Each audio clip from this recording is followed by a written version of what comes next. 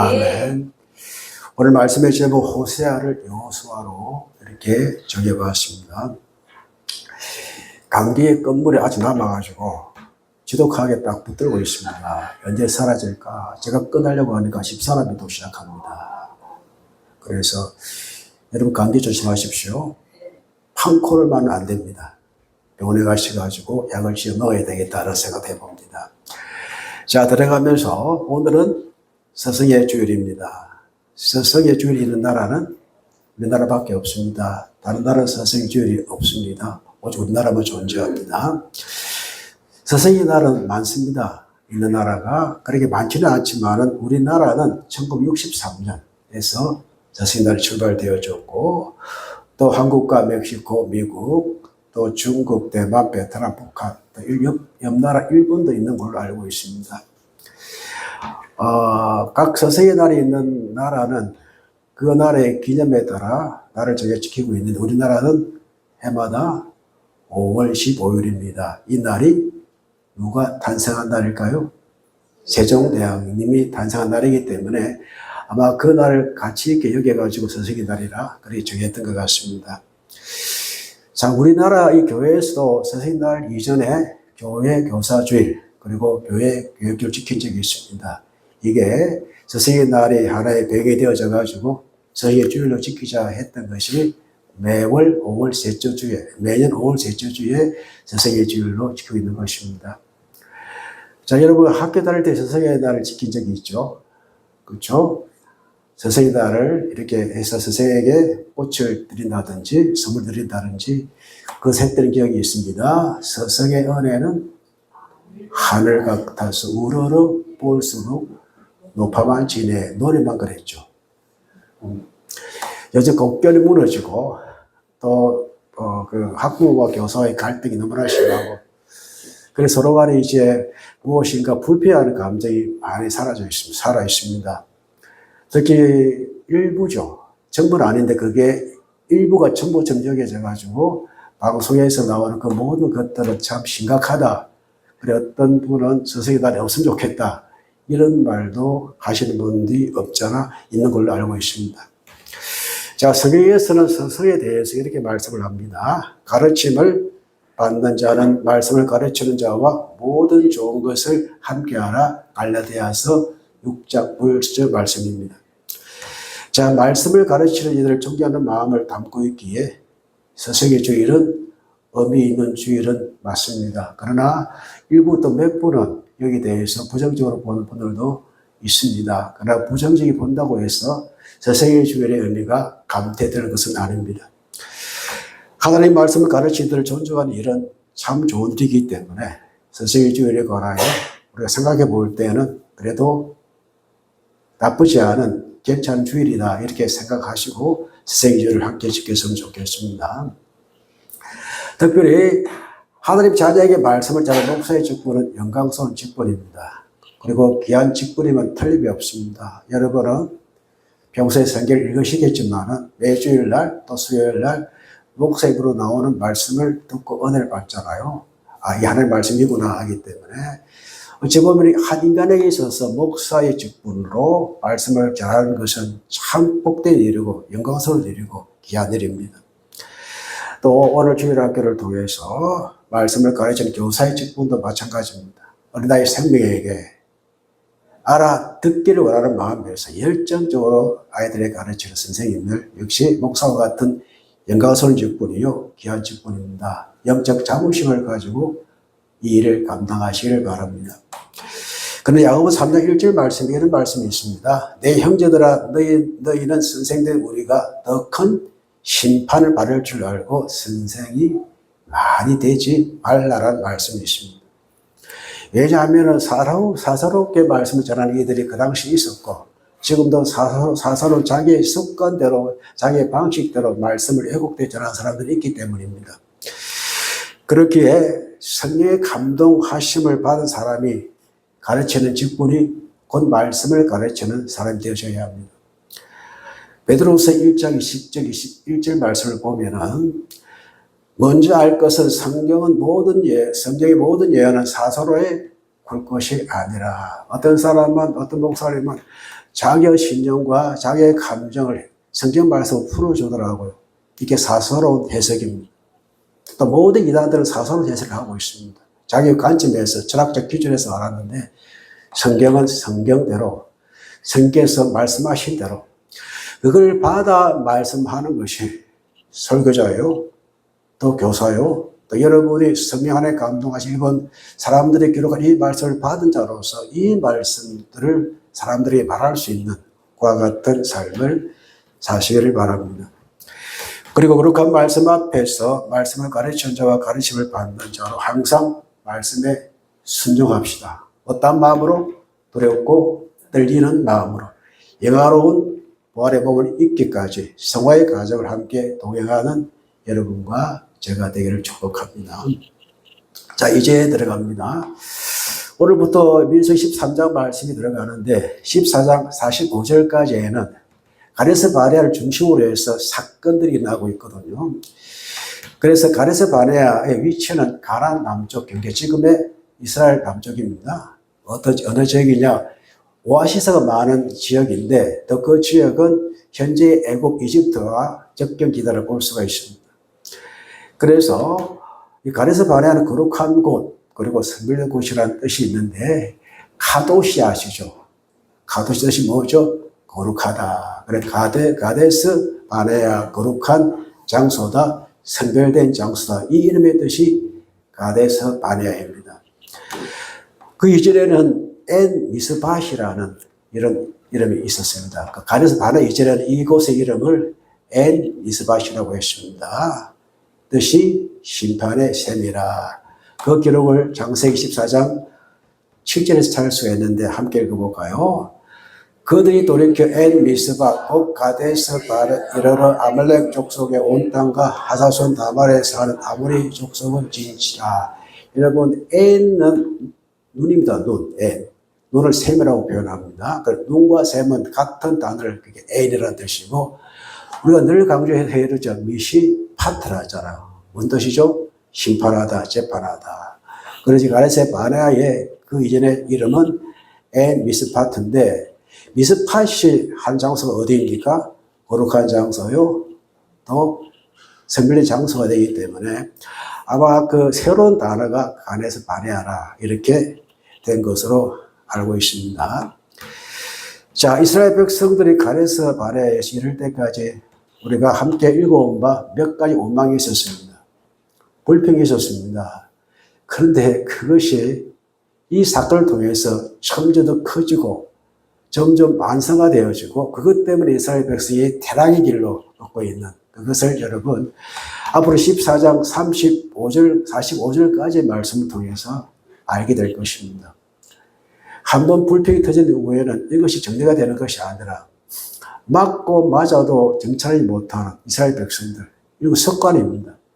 그것들이 결국은 가장 중요한 이 시기에 더욱더 불신과 불평으로 말미암아 그들의 인생이 뒤로 퇴보해버리는 그것을 오늘 이후로 14장 45절까지의 말씀을 통해서 함께 만날 것입니다. 즉 이스라엘 사람들이 철저하게 내리막길을 행하는 모습, 우리가 이 말씀을 통해서 내 인생은 꼭 같게 생각해서 안 됩니다. 억지로 이제 이걸 정하려 하지 마시고 전체 명당을 통해서 자신의 인생을 이 말씀 위에 되돌아보는 시간이 되기를 바랍니다. 자, 그렇다면은 가데스 바네아에서 12정탐꾼을 파송합니다. 그 사건 후에 원방과 불신앙과 관련된 결과들이 나타나기 시작합니다. 첫 번째가 7세대의 가나안 입국 금지. 너희들은 이제 못 들어가. 약속의 땅에.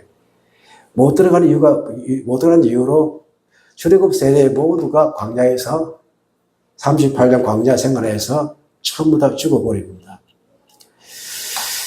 그리고 40년 뒤로 보류된 가나안 여정, 이것이 불신앙과 불평이 하나님 백성에게 얼마나 치명적인가를 보여주는 말씀을 여러분 보게 될 것입니다. 자, 민수기 1장의 16절은 이스라엘 백성들이 출애굽 이후에 시리아산을 지나 또 강렬을 지나 가나안 입구인 가데스 바네아에 도착해서 하나님께서 가나안 정탐을 위해서 각 지파의 지휘관을 선발하는 장면을 우리가 함께 읽었습니다. 짐절까지 읽었습니다. 그 선발 과정, 사람 이름을 하나씩 불러서 선발하시는데, 자, 이 12정탐을 선발하는 것은 단순한 군사적인 정탐이 아닙니다. 우리 군대에 가면 수색대를 보내거든요.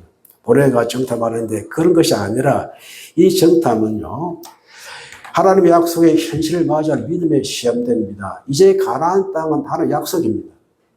약속인데 그것을 이 12정탐꾼이 얼마나 믿음으로 보는가, 보지 않는가. 이 믿음의 시험대가 12정탐꾼을 파송되는 이것이 되는 것입니다. 그래서 어떤 사람들이 선발되는지, 그리고 어떤 사람을 눈여겨보시는지를 우리는 오늘 본문의 말씀에서 볼 수 있어야 합니다. 자, 그러면은 1, 2절 읽어보겠습니다. 여호와께서 모세에게 말씀하여 이르시되 사람을 보내어 내가 이스라엘 자손에게 주는 가나안 땅을 정탐하게 하되 그들의 조상 가문 곧 각 지파 중에서 지휘관된 한 사람씩 보내라. 자, 그런데 오늘 제가 제목을 뭐라고 붙였나요? 이스라엘 백성의 불신 중에서도 하나님의 축복이라는 제목을 정해 보았습니다. 왜 그런가를 설명해 드리겠습니다. 자, 정탐할 사람을 세우는데 하나님께서 명령하시죠. 그러나 신명기 1장 19에서 23절 말씀을 보면은 다른 내용이 기록되어 있습니다.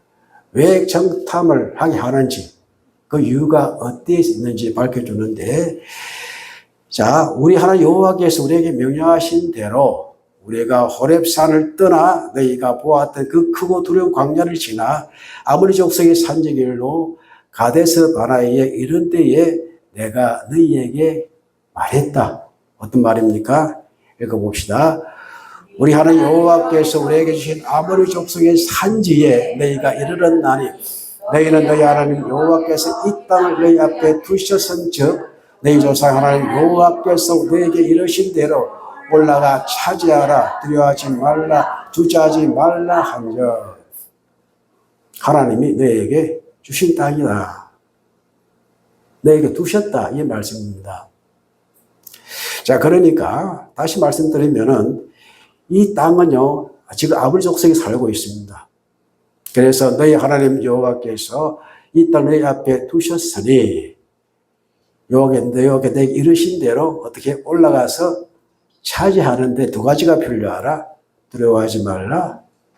주저하지 말라. 이 두 가지를 차지하는데 두 가지 마음 자세가 필요한데, 그런데 너희가 다 내 앞에 나와 말하기를 어떻게 말합니까? 빨간색만 읽어봅시다.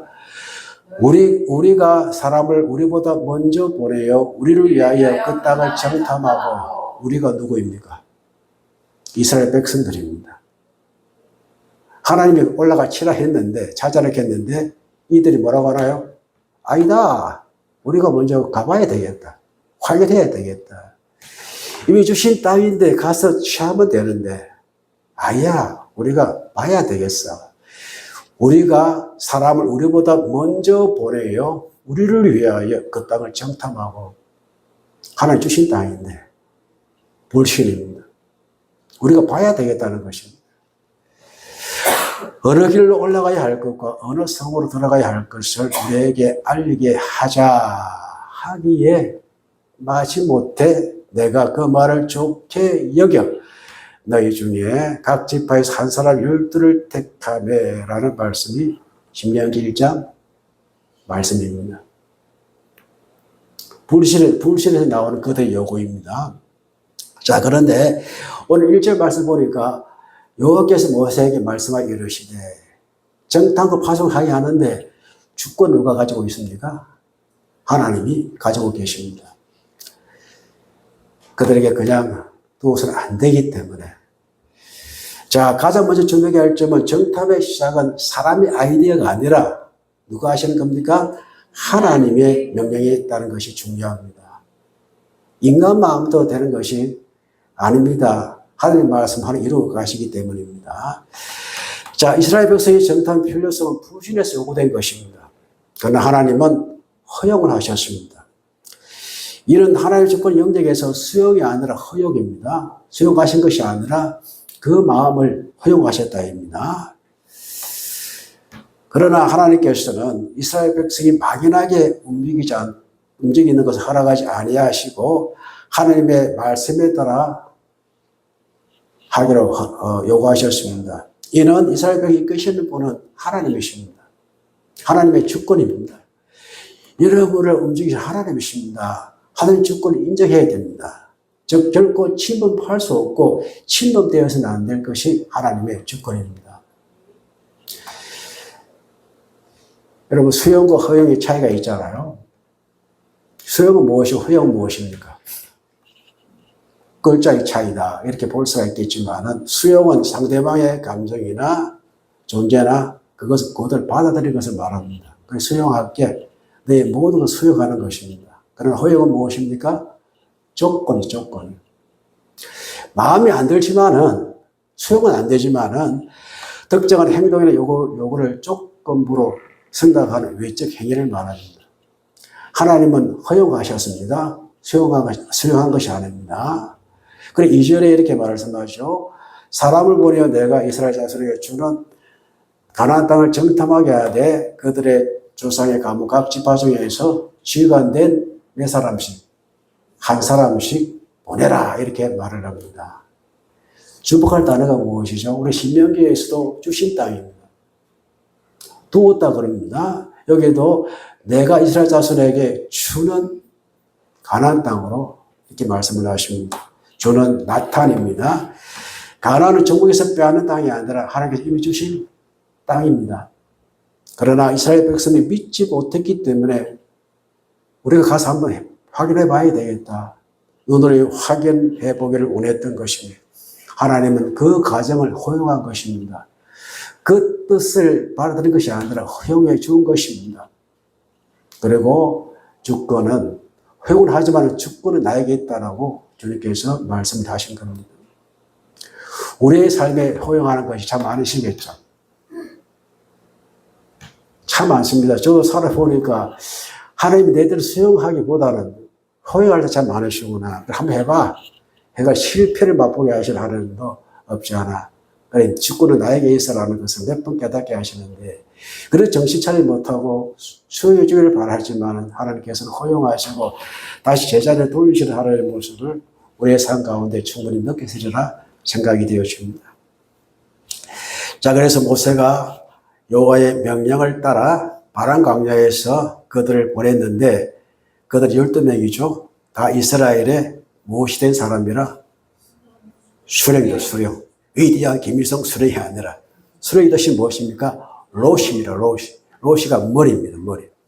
그래서 머리, 머리 꼭대기, 우두머리, 시작, 처음이 롯이 단에 포함되어 있습니다. 그러니까 각 집을 대표하는 머리급이라는 사람이다. 이 뜻이 되는 겁니다. 그래서 정탐에 관한 책임지고 살펴서 가문과 민족을 위해서 믿을 만한 전문가 12지파에서 선발된 사람이 수령 곧 이들입니다. 자, 선택받아 보내진 12명의 면모를 4절에서 15절까지 볼 수가 있는데, 자, 여기 기록된 사람들, 각 지파의 수령 곧 지도자급입니다. 책임감이 있는 사람, 양력이 있는 사람, 공동체를 대표할 수 있는 사람들이었습니다. 그들이 보기에는 준비된 사람이기에 믿을 만한 사람 12명이 뽑힌 것입니다.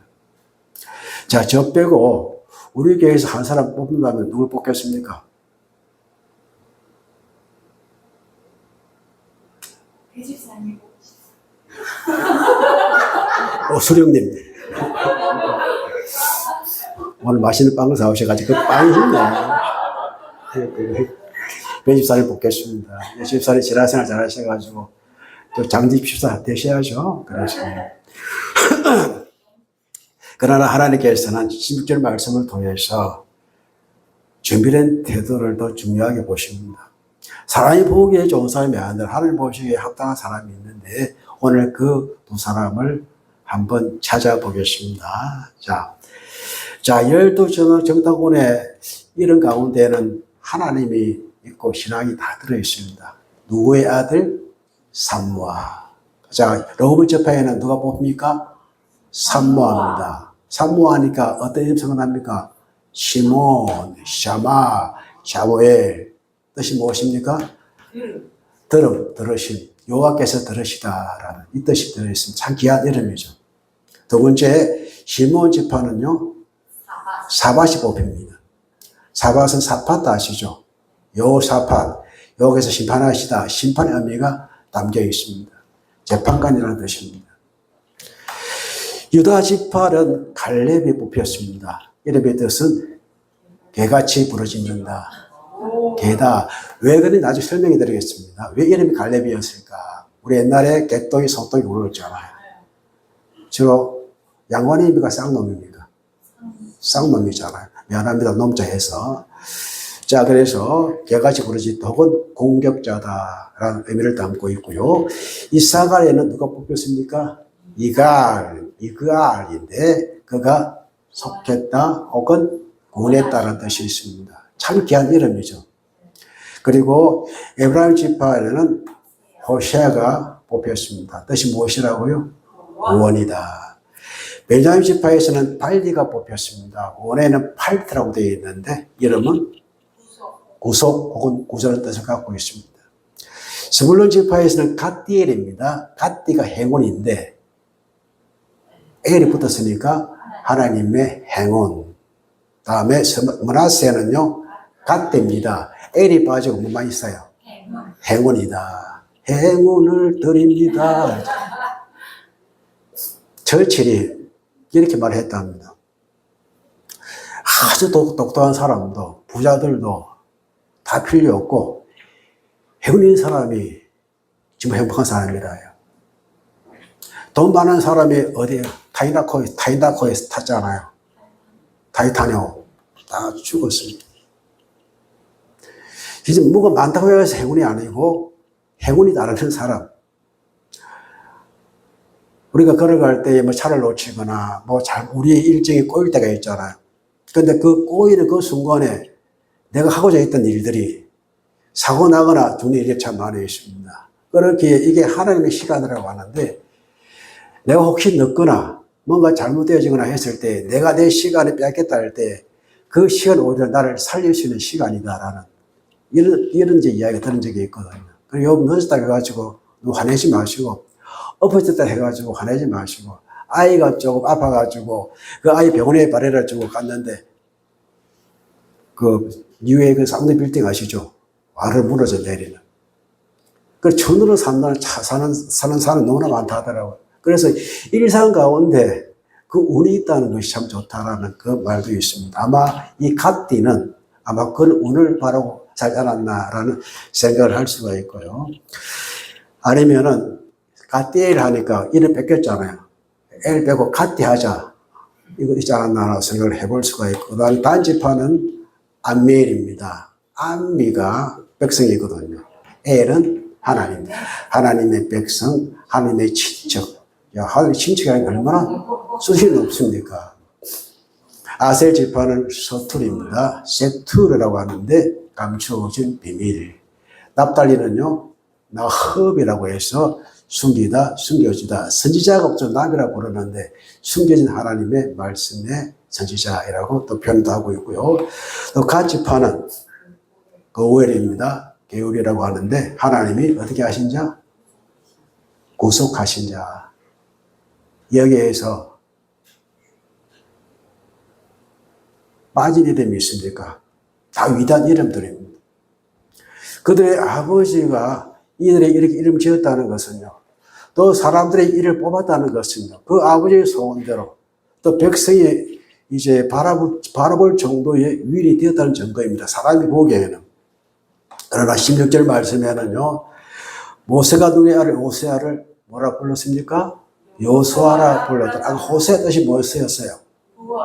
호세아잖아요. 그런데 여호수아, 하나님이 구원하시다라는 뜻으로 바뀌었습니다. 하나님의 방향성을 말하는데 가나안 땅에 들어가기 위해서는 무엇이 필요합니까? 하나님이 구원하시다. 이런 믿음이 필요하다는 사실을 16절 말씀에서 보여주고 있는데 이 변화는 단순한 계명이 아니라 가나안 정탐 인간의 능력으로 되는 것이 아니라 하나님의 구원의 능력으로 가능하다. 그 이름을 에브라임 지파 사람 호세아를 여호수아로 바꿈으로 그 방향을 제시해 주십니다. 제가 아까 조금 전에 그 갈렙에 대해서 설명해 드리겠다고 말씀을 드렸습니다. 갈렙을 소개할 때 여분네 아들이라고 합니다. 여분네 아들 갈렙. 그런데 여분네는 그나스 사람입니다. 민수기 3장 32장 2절 말씀 보면은 그러나 그나스의 사람 여분네의 아들 갈렙과 눈의 아들 여호수아는 여호와를 온전히 따랐더라라고 합니다. 자, 그나스는 어떤 지역이냐? 유대 남방 쪽인데요. 에스, 즉 에돔의 계열이 있던 곳입니다. 이제 그나스 사람은 유대인이 아니라 이방인입니다. 갈렙은 유대인이 아니라 이방인이었습니다. 그 유다 지파의 수령이 되었습니다. 갈렙의 시바는 순수 유대 혈통이 아니라 이스라엘 즉 유다 지파에 편입된 사람들입니다. 편입식이 죽었거든요. 출애굽 나올 때에 각각 편입해가지고 했듯이 자 그러니 혈통적 조리가 아니었음에도 불구하고 오직 하나님을 향한 온전한 충신만으로 유다 지파의 대표가 되어졌고 이스라엘 역사상 가장 존경받는 인물 중에 하나가 갈렙입니다. 적을 보지 않고 가나안 땅에 들어간 사람이 여호수아와 갈렙밖에 없었습니다. 모세들을 이어 이스라엘 공식처럼 지도자는 여호수아가 되었습니다. 그러나 갈렙은 나이로 보나 신앙의 계정으로 보나 동당 위치에 설 수 있었지만은 질투하지 않고 걸리달지 하지 않고 여호수아의 인생을 묵묵히 바쳐주면서 자신의 사명에만 집중했던 사람이 갈렙입니다. 즉 자신의 복을 알았던 것입니다. 어쩌면 자신은 유다 지파 사람이 아니잖아요. 이방인이잖아요. 여기에 들어왔던 것만 가지고 자기가 그렇게 됐던 것은 신앙심, 믿음 외에는 내세울 게 없던 사람이 곧 갈렙입니다. 자, 그런데 유다 가문은 왕권을 가진 사람이잖아요. 자, 거기에는 이방 여인들이 좀 발견되어집니다. 기생을 낳으면 이방인이죠. 그런데 누가 결혼했나요? 살몬과 결혼했습니다. 룻은 이방 여인 모압입니다. 보아스와 결혼해서 나중에 다윗의 할머니가 됩니다. 그것이 우리 마태복음 1장 21절 읽어봅니다. 살몬은 라합에게서 보아스를 낳고 보아스는 룻에게서 오벳을 낳고 오벳은 이새를 낳고 이새는 누구의 아버지입니까? 다윗의 아버지입니다. 그러니 하나님께서는요 혈통을 보시는 분이 아니라 믿음을 보시는 분이구나. 그래 다윗 후손 오실 예수님은요 모든 왕족의 왕이기 때문에 이방인의 그러니까 유대 왕만이 아니라 모든 왕이기 때문에 예수님의 족보의 계율에 이방인 여인도 함께 포함되어졌던 것으로 우리는 알 수가 있습니다. 자, 훗날 12정당을 보고를 하고 오늘 오후에 함께 받을 건데요. 10명은 불신앙으로 보고를 합니다. 그러나 갈렙은 여호수아와 함께 믿음을 보였습니다. 그것은 약속의 땅 가나안을 취하는 것은 자신의 능력이 아니라 하나님을 바라보는 믿음이 있었기 때문에 가능한 일들이었습니다. 곧 빨간색 읽어봅니다. 믿음은 환경을 보는 것이 아니라 하나님을 보는 것이기 때문입니다. 환경 보면은 불평합니다. 하늘 보면은 담대함을 얻을 수가 있습니다. 자, 갈렙은 환경과 조건, 이런 뜻이 무엇이라고요? 개같이 부르짖는다. 공격자다. 이런 뜻. 유대인들이 이방인을 뭐로 보았습니까? 개로 보았잖아요. 심지어 나이가 85세였습니다. 그는 출신 배경 이방인에 구애받지 않고 하나님이 함께 하신 불안이 없다는 것을 삶으로 보여준 선구자적 인물이 바로 갈렙입니다.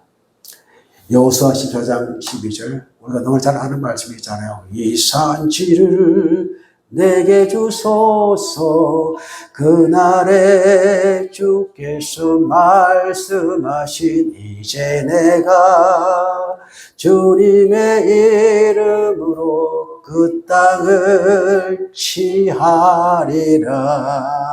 읽어봅시다. 그날에 여호와께서 말씀한 이 산지를 지금 내게 주소서 당신도 그날에 들으셨거니와 그곳에는 안악 사람이 있고 그 성읍들은 크고 견고할지라도 여호와께서 나와 함께 하시면 내가 여호와께서 말씀하신 대로 그들을 쫓아내리라 하니, 이게 갈렙의 신앙입니다. 인생 어려운 고비의 상해로 마찬가지입니다. 현실은 거대합니다. 높아 보입니다. 깍깍 막힌 것 같습니다. 상황은 두렵습니다. 그러나 하나님께서 함께 하시면 우리가 못할 일이 없음을 믿음으로 받으시기를 축복합니다. 그리고 여호수아에서 야곱 축복이 되는데, 여호수아는 어느 지파 사람이라고 말씀드렸죠 아까? 에브라임 지파입니다. 에브라임의 아버지는 요셉이고 그의 형은 므낫세입니다. 에브라임은 둘째입니다. 장자의 복을 받을 수가 없습니다. 그러나 야곱이 어떻게 축복하나요? 이렇게 축복하잖아요. 요셉이 아버지 손이 바뀌었습니다. 싫어했어요. 므낫세가 오른손 이제 복을 받아야지 왜 손을 바꿉니까? 그러니 이제 그의 아버지가 이렇게 이야기합니다. 읽어봅시다. 그의 아버지가 허락하지 아니하며 이르되 나도 안다 내 아들아, 나도 안다. 그도 한 족속이 되며 그도 크게 되려니와 그의 아우가 그보다 큰 자가 되고 그의 자손이 여러 민족을 이루리라 하고 그날에 그들에게 축복하여 이르되 이스라엘이 너로 말미암아 축복하기를 하나님이 내게 아브라함 같고 므낫세 같게 하시리라 하며 에브라임을 므낫세보다 앞세웠더라. 왜 여호수아가 여호수아 되었겠습니까? 하나님께서 모세 후계자로 이때 이제 낙점하신 겁니다. 한마디로. 여기서 여러분 뭘 봅니까? 부모의 축복 기도입니다. 여러분 너무나 힘들어도 축복해야 합니다. 한 조건입니다. 이 망할 놈 하지 마시고 잘 될 놈 하시고. 야 너무나 싫어도 힘들어도 우리 아이는 복 받아야 됩니다. 이게 야곱의 축복입니다. 이게 우리가 해야 될 서성의 축복이 무엇입니까? 이 축복을 우리가 해야 되고 그 축복은 반드시 이루어지는 것이 하나님의 약속이요 축복입니다. 기억해야 될 메시지를 몇 가지 알려드리겠습니다. 12배 각 지파를 대표하는 수령들은 신앙의 정통을 가득히 담은 어마어마한 이름을 가지고 있지만 그러나 헐뿐인 이름이었습니다. 오직 두 사람 호세아는 여호수아 이름의 값을 하고 있고 개 또는 부르짖다 공격자라는 뜻을 가진 이방인 출신 갈렙만이 그 이름값을 하고 있습니다. 우리는 모두 그리스도인이라는 새로운 이름을 받은 사람들입니다. 상황이 우리를 압도할 때 내 이름이 담긴 하나님의 구원을 기억하시기를 축복합니다. 내 힘으로 불가능해 보여도 하늘에 서시는 사람, 갈렙과 같은 사람, 노아는 구원이 지나가는 여호수아와 같은 사람으로 산다면 이미 앞으로 이룰 것이 아니라 이미 나에게 주어진 하나님의 축복이 지금 내 것으로 되어 있다는 것을 잊지 마십시오. 이제 마음판에 세우며 또 기도를 채워봅시다. 나에게는 나의 부모님이 주신 축복이 담긴 이름들이 다 있습니다. 내 이름 스스로 짓지 않아요. 제가 태어날 때 나는 창교할 거야 라고 태어나지 않았습니다. 우리의 부모님이 지으신 이름입니다. 그러나 그 이름이 두신 이름이 있습니다. 나는 크리스찬입니다. 나에게는 생명과 존재를 위해 차지할 땅이 있습니다. 내가 이뤄야 할 일이 있습니다. 가정에서, 교회에서, 직장에서, 삶의 자리에서 중요한 것은 능력의 차이가 아니라 믿음의 차이입니다. 얼마나 여러분 자신을 믿고 있습니까? 그리스도인으로서 능력은 열심과 노력으로 가능한 것이 참 있습니다. 그러나 믿음이 없으면 불가능합니다. 반면 나에게 이미 주신 능력을 이끌어내신 하나님을 믿으면 나는 모든 것을 해낼 수 있습니다. 그러므로 이렇게 기도합시다. 함께 기도문을 읽어보지요.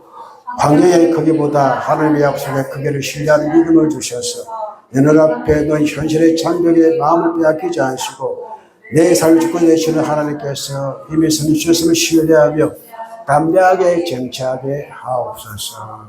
다 함께 기도합시다.